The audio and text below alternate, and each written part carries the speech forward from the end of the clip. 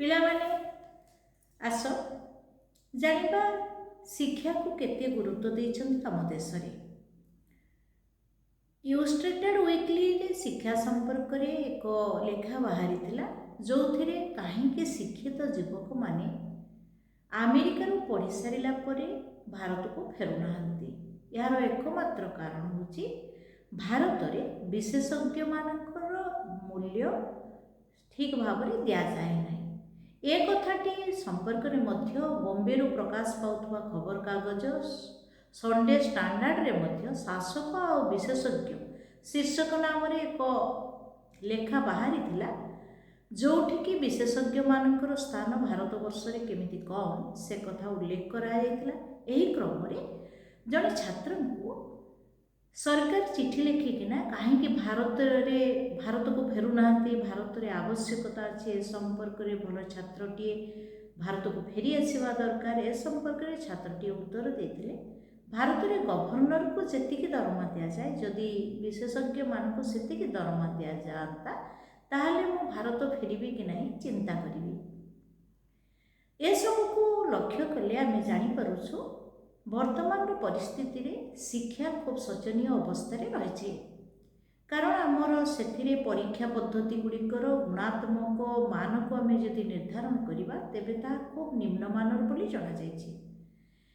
ଏହା ସମ୍ପର୍କରେ ମଧ୍ୟ କଳିଙ୍ଗ ଖବରକାଗଜରେ ସତ୍ୟ ହୋଇଥିଲେ ସାଂଘାତିକ ନାମକ ଏକ ଶୀର୍ଷକ ନାଁରେ ଗୋଟିଏ ପ୍ରକାଶ ପାଇଥିଲା। ସେଠି ଆଲୋଚନାର ବିଷୟବସ୍ତୁ ଥିଲା କେମିତି ନିମ୍ନମାନର ପରୀକ୍ଷା ହେଉଛି ଏବଂ ତା ସହିତ ଶସ୍ତା ନୋଟ୍ ବ୍ୟବହାର କରାଯାଉଛି। ପିଲାଟିଏ ମୌଳିକ ପୁସ୍ତକ ନ ପଢ଼ିବା ଦ୍ୱାରା ନିଜେ ଏକ ପୁସ୍ତକ ଲେଖିବାକୁ କେମିତି ଅସମର୍ଥ ହେଉଛି ତା ସମ୍ପର୍କରେ ସେଥିରେ ମଧ୍ୟ ଆଲୋଚନା କରାଯାଇଥିଲା।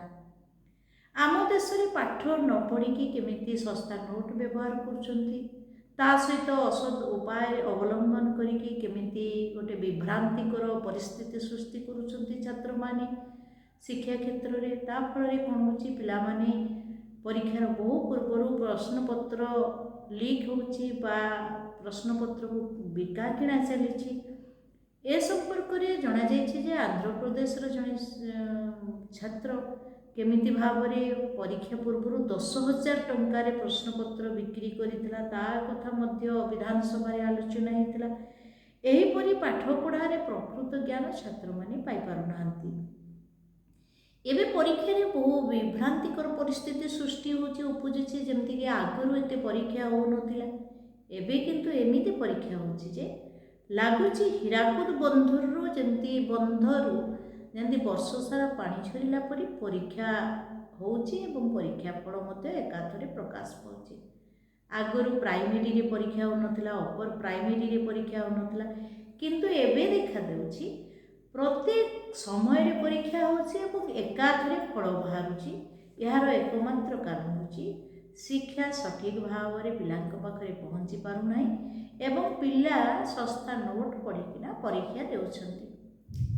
କାହିଁକି ନା ଏ ସମ୍ପର୍କରେ ଯଦି ଆମେ ଅଧିକ ଜାଣିବା ତେବେ ଆଗରୁ ଗୋଟିଏ ମ୍ୟାଟ୍ରିକ୍ ପଢ଼ୁଥିବା ପିଲାଟି ପରିସ୍ଥିତି ପଡ଼ିଲେ ମାଜିଷ୍ଟ୍ରେଟ୍ର କାମ ଚଳାଉଥିଲା, କିନ୍ତୁ ଏବେ BA ପାସ୍ କରୁଥିବା ପିଲାଟିକୁ ଯଦି ମାତୃଭାଷାରେ ପଢ଼ିବାକୁ କୁହାଯାଏ ବା ଲେଖିବାକୁ କୌଣସି କୁହାଯାଏ ତାହେଲେ ଇଂରାଜୀରେ ନୁହେଁ ନିଜର ମାତୃଭାଷା ଓଡ଼ିଆରେ ଲେଖିଲା ବେଳେ ମଧ୍ୟ ସେ 100ଟି ଶବ୍ଦ ଭିତରୁ 15ଟିର ବନାନ ସିଏ ଭୁଲ କରୁଛି।